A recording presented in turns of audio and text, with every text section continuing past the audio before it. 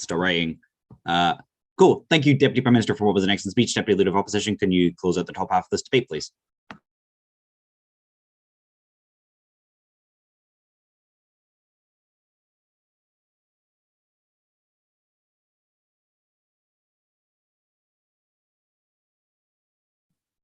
Just to make sure you can hear me fine.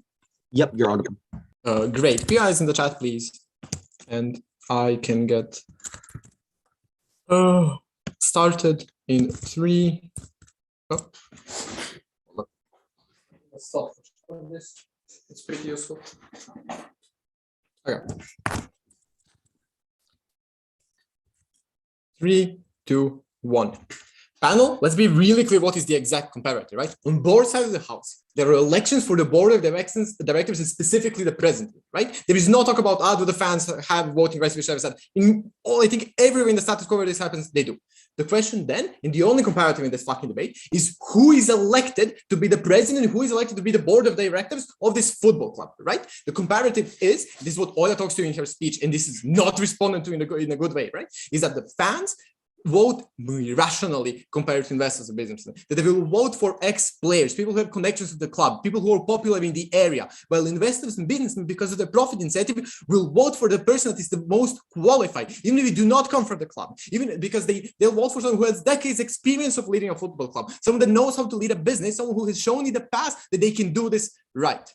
Why is this important? Because this debate, because they cannot just say, oh, there's no comparative advantage, this happens everywhere. Because bad financial decisions can hurt you in a vacuum. If you overpay Neymar for 6 fucking years, this means that you're losing money that you're spending on other players. This maybe doesn't matter to Barcelona to that extent, because Barcelona will survive. If you're overpaying the player in the third football league, this can directly and has often led to bankruptcy. If you're making bad financial decisions, if you do not raise ticket prices when necessary, if you do not sell a player, even if it's popular with the fans, this means that you will not have the influx of cash to survive. This means that you're not going to be fighting for promotion, you're going to be fighting for relegation. The problem is that the fans have emotional connections to these. The businessmen are a lot more objective on the comparative. Even the thing is, this means that all clubs can suffer from this if fans make bad decisions, because your business can still plummet and the profit that you get can still plummet in a vacuum. Great. Let's then talk about one other thing. We have to recognize that the president of the club is a public figure, right? Bayern fans know who Karl Hopner is. Barcelona fans know who Joan Laporte is and know who Bartolomeo was. I know who is Damir Mišković, and he's not a good guy, but I know who owns fucking Handball, right? What's the point here? The point here is that the president is often a public figure because you announce the new coach, you announce that you're building a new stadium, you announce a lot of the big decisions, meaning that the fans know who you are. Why is this now the important? Because this means that the fans care about this and they're picking a player, but let's see who they're likely to put in that position. One, as Olya told you, you're likely to put people who have some connections to the club. You're likely to put someone who has a history of working with Barcelona, someone who has a history of working with Rijeka or working with Bayern. Meaning, why? Because you have an emotional connection to them. You saw that that person was a great coach, great player. They brought you victories, you connected happiness to them. That person bring you winning. And being an ex-player or an ex-coach does not mean they know the financial incentives how to lead a club. But the other alternative is that you're very often going to pick politicians or local businessmen. Now someone's going to say, that sounds far-fetched. Great, let's talk about Barcelona's leadership then, because this is not far-fetched and happens often. Specifically, from 2014 to 2020, you had Bartomeu as the head of Barcelona. Bartomeu is a local business who is basically popular in the Catalonia region, right? You know that he owns stuff, he's a public figure, etc. And that means that fans who do not know what makes good, how to have good financial decisions, chose him over more qualified candidates. Because private investors were searching who to put in the board of directors, who to be the president, will search for the most qualified person. This guy had a lot of popularity in the region anyways, meaning that he was a lot more likely to get elected. He kept on getting elected for 6 fucking years while making horrible financial decisions and putting in a situation now where the new president expected fucking Messi to play for free. And now someone might say, but he still resigned, right? Who did the fans pick in 2020? They picked the guy that resigned over the Neymar scandal in 2014, right? Because they have felt a connection to the club, even though that the current president of Barcelona, picked by the fans, literally fucked up. He fucked up 6 years ago to the extent where he resigned and he was picked again. Can you now tell me that fans can make rational decisions? They do this because they have a connection to the club, but the current guy that they pick is literally an ex-member of parliament in the Catalonia region, right? This is a person who's popular, not because they know football, football, not because they know how to run a business, because they are popular in a region. This is very important when clubs are local, and these people know people, the local people that want to be elected as president know that they can run on those biases. What does this mean? This means that this is a grand, probably Barcelona is not going to fail, even though they're not going to be winning UEFA Champions, even though they are losing their best player. But if you look at smaller clubs, this is now a problem, because if you do not have someone with competence or someone with decades of experience that know how to run a football club, for smaller clubs, their margins are razor tight, right? If you get relegated, it likely means bankruptcy. If you invest in a player that a player does not pay off and you do not get a promotion, this likely means bankruptcy, because the amount of money in football is growing exponentially. This means that for the most invested communities, those are small local clubs, those are people that if you support a club, you're most connected to that club, you probably, and you're still likely to make bad decisions because you do not know how fucking financial incentives work and how to run a business. But if someone fucks up, your whole club can literally disappear.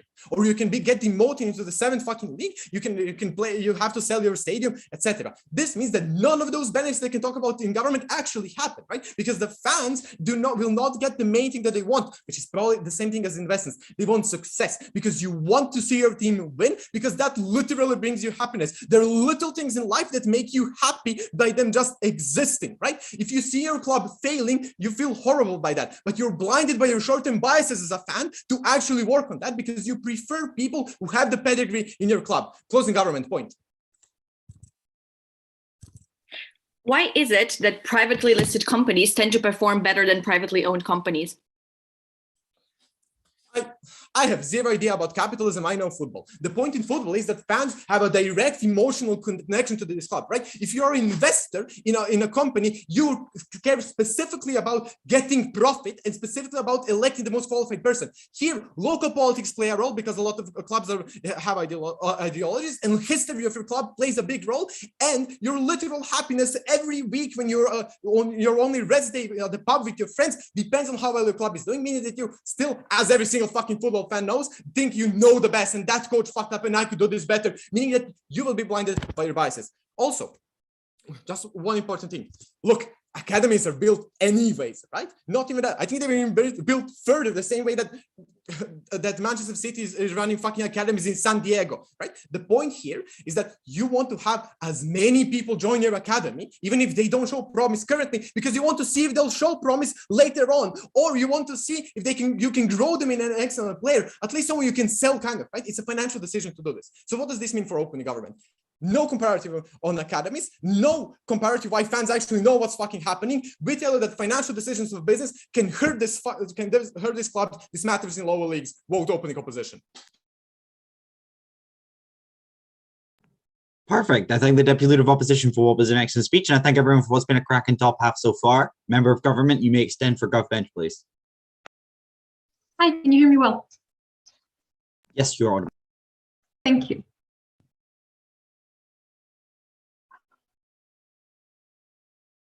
Three, two, one.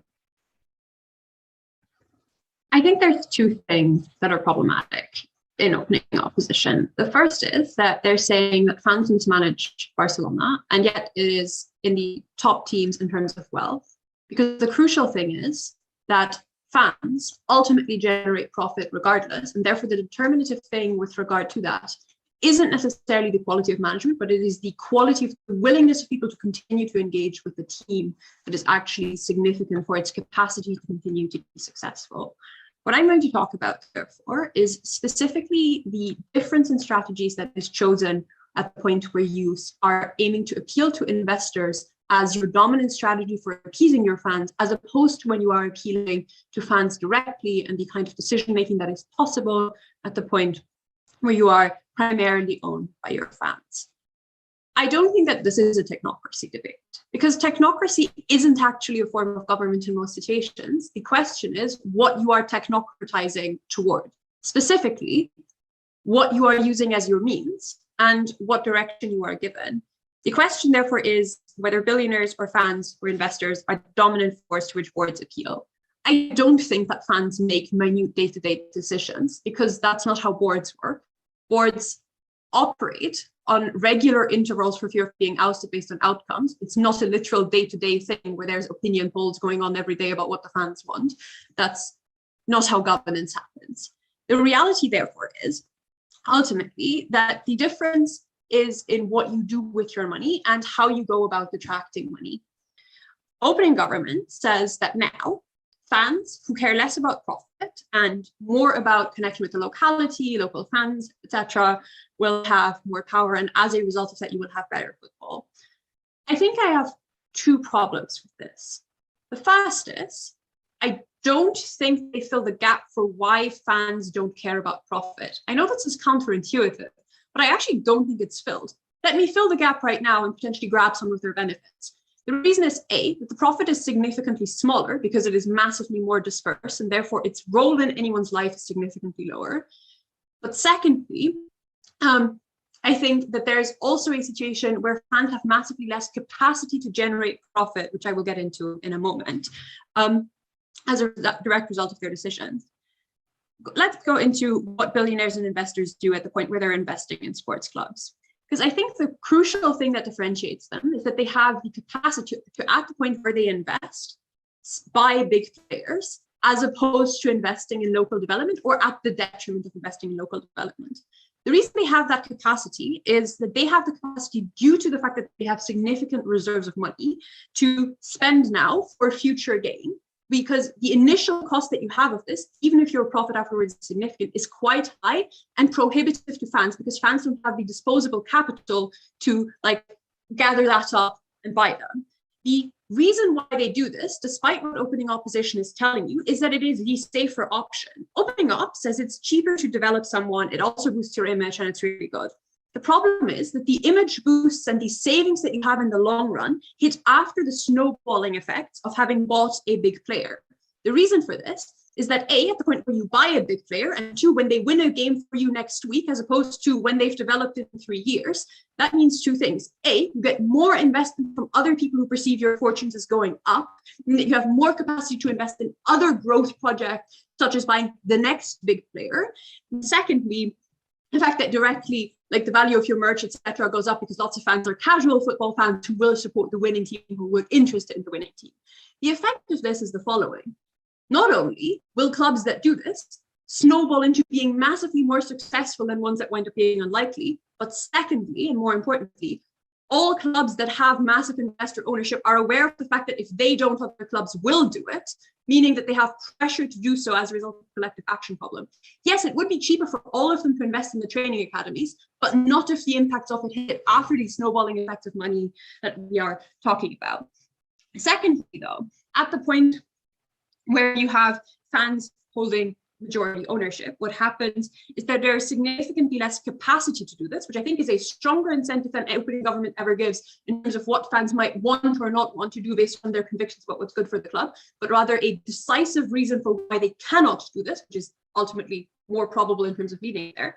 But secondly, even to the degree that you still have investors, they don't do this. The reason is A, they have massively less certainty for whether it in terms of whether it will pay off for them, because they know that ultimately, at the point where they do it in an unpopular way, or that means that they might not wind up getting the decisions they make, i.e. they're not willing to spend now because the profit later is massively less certain at the point where they do this. As a result of that, you wind up with significantly less profit catered football, but also structurally less money happening in football to begin with. Yeah, actually, let's take my second POI off the top. Oh, well. Yeah, so you can still invest in academy, save some money because you want the local brand, and then still buy the expensive players on both sides of the house because presumably they're expensive, okay. Oh, yeah, stop. Dynamic and good. Oh, yes, no. The thing is, A, there's a money trade-off. There's less money invested in the academy on your side, because while the academy is less money each year, i.e. something that fans are massively more likely to have the capacity to do, that still means that you get less for it. But secondly, other harms of having the big money in football coming up right now. A, because of the snowballing effect I've just discussed, the problem is that you have a situation where money gets centered into fewer and fewer teams, namely the ones that wind up lucky on the early buys, and as a result, are capable of investing more and more in it. what you see as a result of that is that they are able to center resources toward them, buy better players, buy better coaches. That means massively fewer teams are meaningfully competitive. The suspense and joy of being in the game is taken out of it as a result of the fact that you wind up with fewer and fewer teams having any form of realistic chance to win. I think there's two main impacts to this. One, I think it takes away the local identification joy out of football for the fans of the vast majority of clubs, because most clubs are relatively small. I think this is specifically true for rural areas where the fan base is naturally smaller and people are more disconnected. I think it's also something that just means that the game is worse because you have less engagement with it, because it's only interesting if it's a question who's going to win. Nobody gives a fuck if everyone knows that someone is going to win in the first place. But secondly, I think you're also just significantly more connected to your club at the point where you have players that you've homegrown, you gain more benefit out of this. Look, small clubs are fucked up anyway. Everyone's better off on Gov. CG. Perfect. I thank the member of government for what was an excellent speech. And I now call upon the member of opposition to extend for up bench, please. Am I audible? Just double checking. Yep, you're audible. Prefer POIs in the chat. Just leaving that out there. All right. Starting in 3, 2, 1. I hate doing this from CEO, but I kind of have to. I don't think the OT model works, guys, because you can still buy Class A share stock of Manchester United, even though it's privately owned. I don't think shares is the way to do this. I think the most charitable and the most beneficial model for them and their community outreach argument, and I'm gonna give it to them, is that it's like a Bundesliga model, right? So it's like the Bundesliga model is essentially like the states own 51% of it. States use taxes to do this, but a more imaginative way maybe that if the share thing is gonna work, that there's a maximum cap of how much you can buy, and you democratically elect who sits on the board on the public's behalf. In both of these instances, that is more likely. I just think money is significantly less under their world. Second, I think also want to point out that they kind of have this weird contradiction that fans really know a lot and want to do what's best for the club, but also don't want to be involved in the day-to-day businesses decisions. So it'll be taken care by private businesses anyway. I just don't think the benefits of like creating better systems, creating better community outreach, things like this materialize if people aren't involved there day to day. These are just two things I wanted to flag. 3 points of extension. First, why there's going to be a huge money disparity. So, and this is also going to clash with CG because CG thinks big money is bad. I'm going to tell you no money is worse.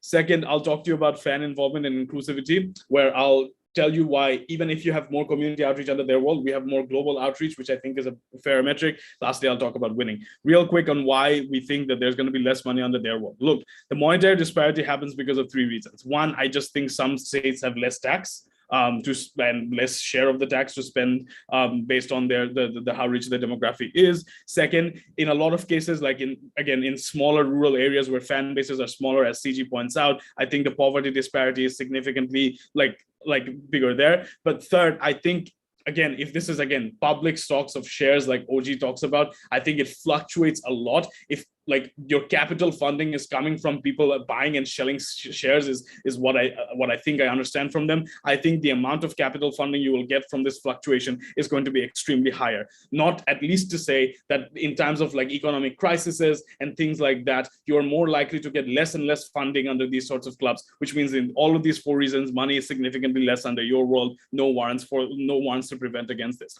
Look, why is our world better? Because I understand, like some rich people have more money than other rich people, and like some companies invest significantly more. Like, so for example, Sheikh Mansour in like Man City, or like, MBS buying Newcastle recently, right? But I think what you must recognize is after spending a certain threshold behind a Premier League club, even if you have like, let's say a $50 million difference, that difference doesn't materialize into huge acts of comparative advantage. But the prerequisite is you have to spend a huge amount first. After cross that certain threshold, a certain amount of differences don't mean a lot. But secondly, and this is also important, I do also agree that in some years, some private owners pump less money into their clubs as compared to others. But I mean, in the long term, I think things stabilize out. If private owners make more money or buy more asset or, have more capital gains in their stocks in 1 year as compared to the next, they pump more money in the second year and things like that. So I think things equal out.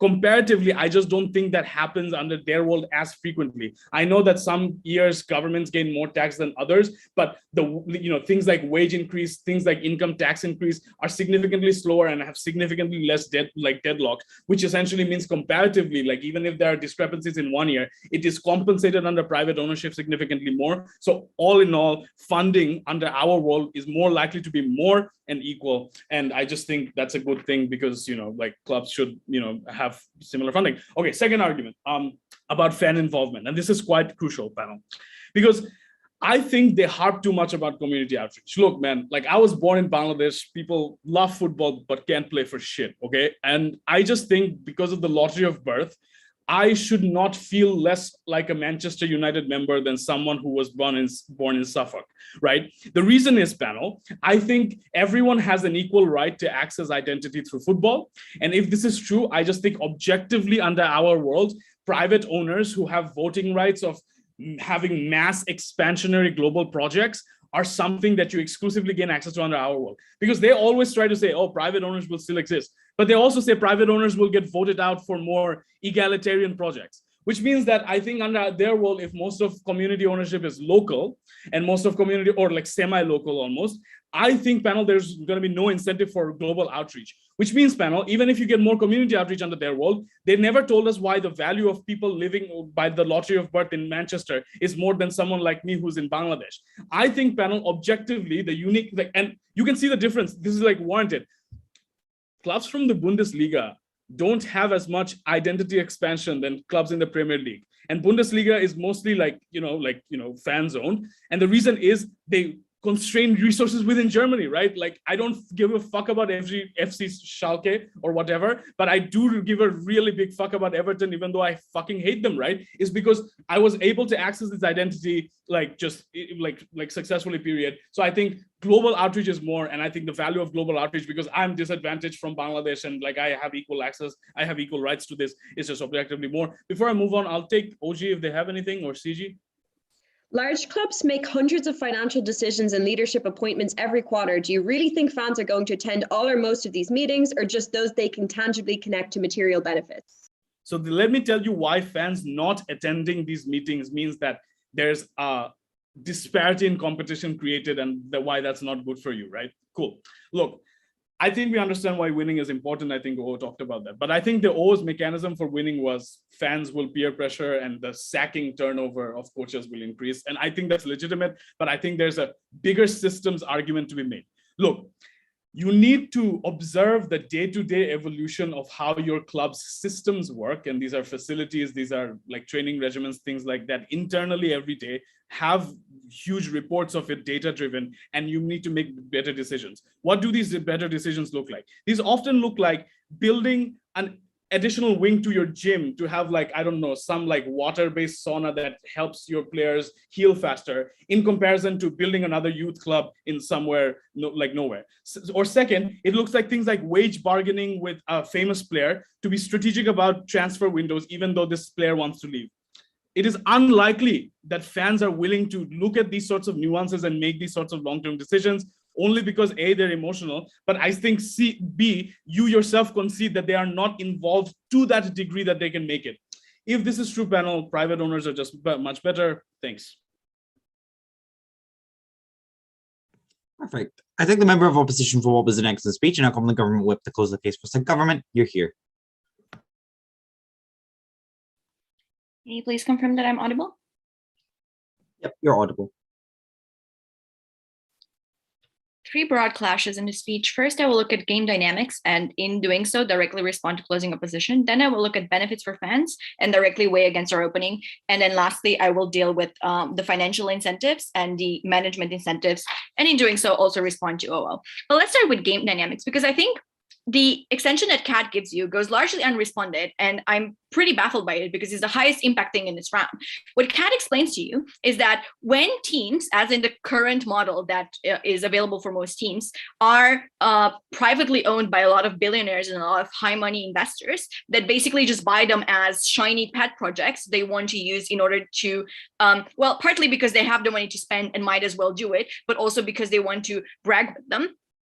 What happens is that money being centered in those teams makes those teams more competitive simply because they're able to buy more good players and are thus able to crowd out smaller teams that can't afford to buy as many good players, which then the more smaller teams that can't afford to keep up you get rid of, the higher the difference gets and the more other teams you lose. And basically it has slippery sloped into the model that we see right now, where I think it was like less than a year ago where 12 teams unilaterally decided, well, you know, we're basically the whole global football, might as well have our own league and get rid of everyone else. I think everyone knows how pissed the fans were and how even those big clubs were forced to abandon it, because even those big clubs which had tons of money had to realize that the only reason they are so powerful is because they had fans on their side and they have to keep their fans happy. So what actually changes on our side of the house is that you have, yes, you have less big money in teams. And I am aware of the fact that there are still going to be some teams that are going to do a bit better than others and are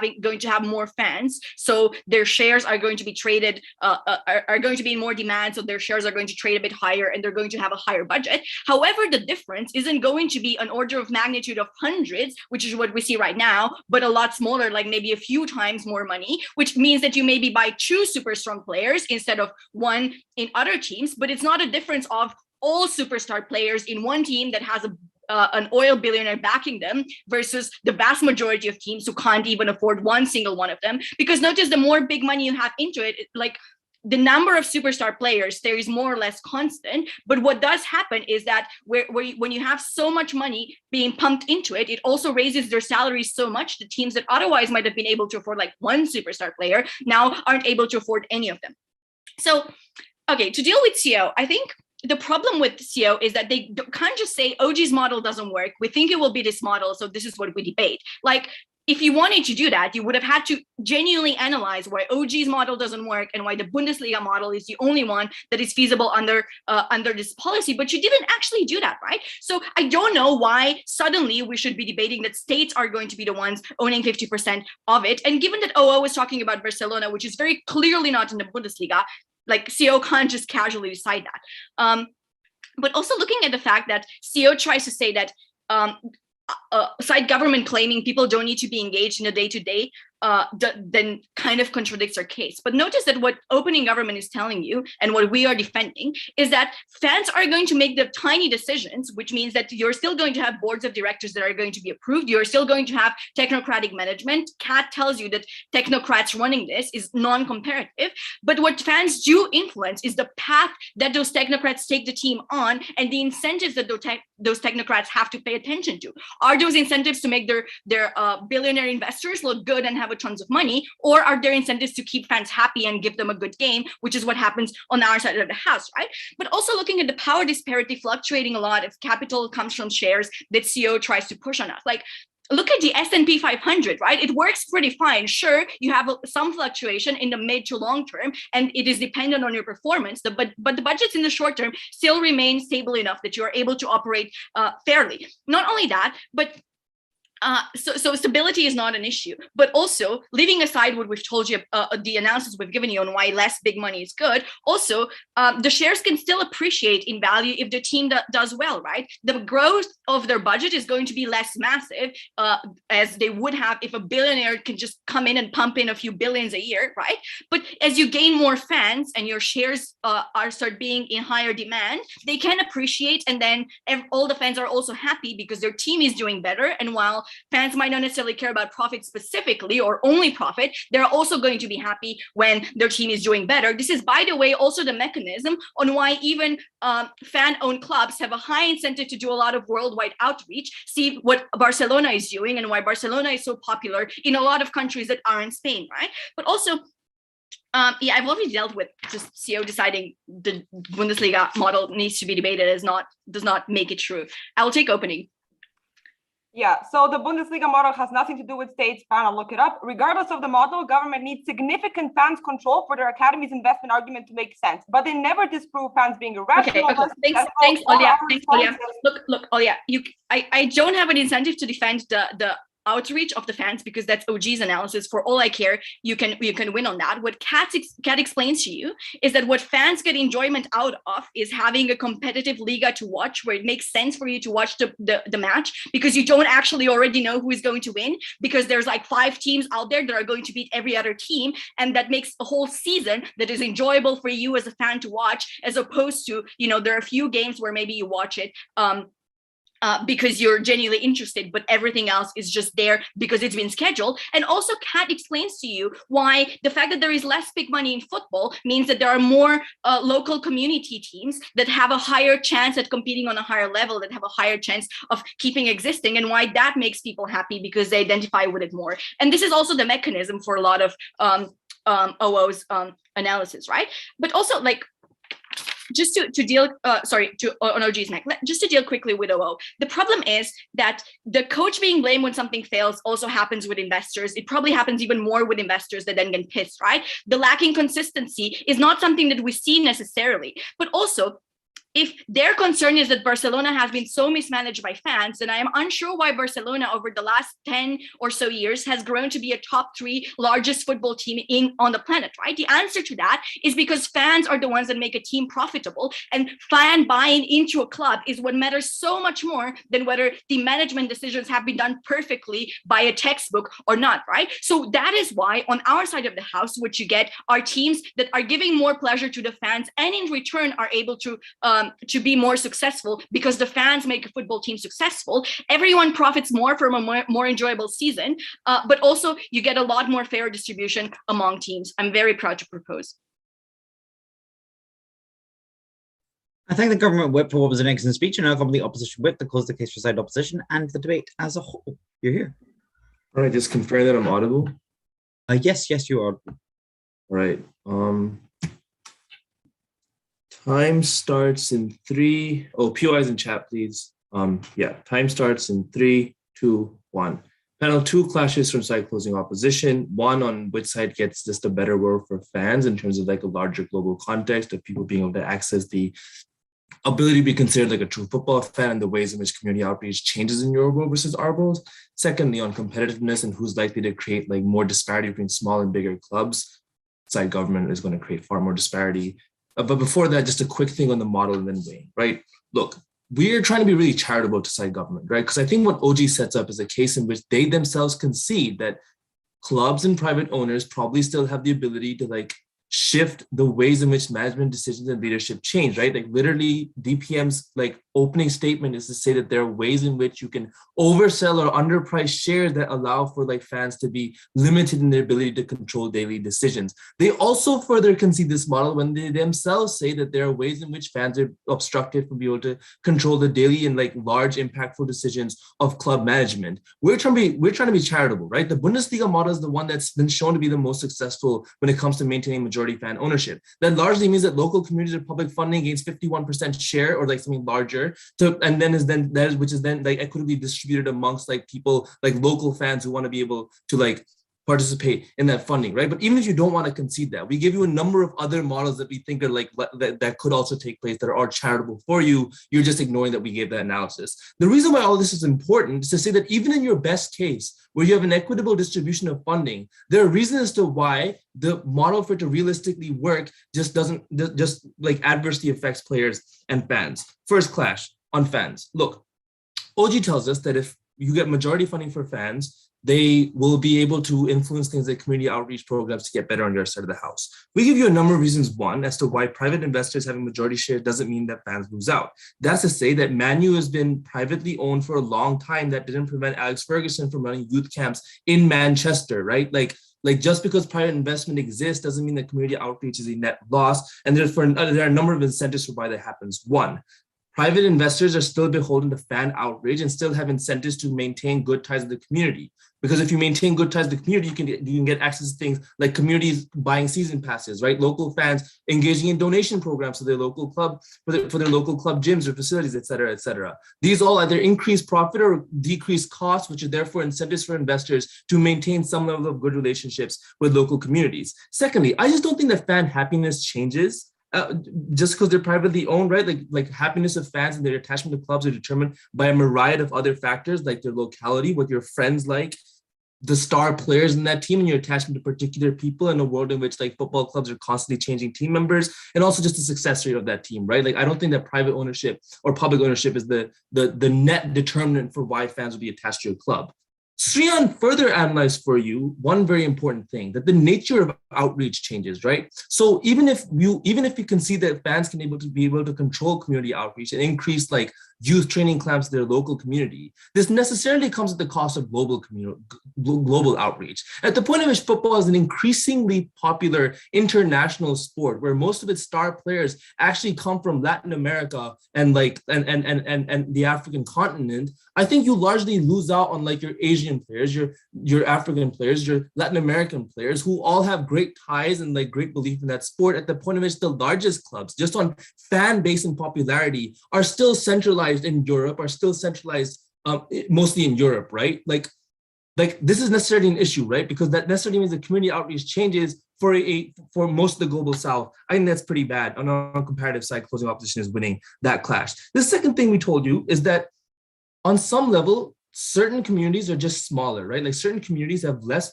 fans and them have less funding in terms of like public funding, and benefit when they can court private investors. This looks like Swinton Brighton or Queen's Park Rangers being bought out by private investors and still being able to buy like semi-top players and bringing popularity on their side. On your side of the house, small teams remain small because they can never gain the same level of funding if their local government revenue is just comparatively smaller than that of Spain's or that of Madrid's, right? So like on net levels, fans actually lose on your side of the house. Second clash on competitiveness. CG tells us that billionaires have incentives to buy star players, and this necessarily means that small clubs lose out. So I'm going to give you a number of things, but the first thing that I'd like to add is to say that regulations already exist, right? Like the UEFA and the Premier League both have rules on money dumping. That's to say that you have a limit on how much you can spend yearly, which necessarily exists to negate like overspending on certain clubs to limit the disparities that exist between them. Secondly, if you want to talk about disparities, I've already analyzed for you, and Sriyan's done a lot of work to analyze for you why certain local communities just lose out in this model if they have smaller revenue budgets, they have smaller tax collections, or if their fans, just their income like varies a lot more, right? Like in a time in which like people are spending more on like food or energy prices or like other things, your spending disparities are probably far more likely to increase in a world in which you're beholden to fans of a majority share than a world in which you're beholden to like a rich billionaire like MBS, right? Who's probably not likely to gain like a massive drop in his income anytime soon. That probably means that competitiveness actually decreases in your side of the house because big clubs which stay big remain big and are therefore more competitive. Before I go on, OG.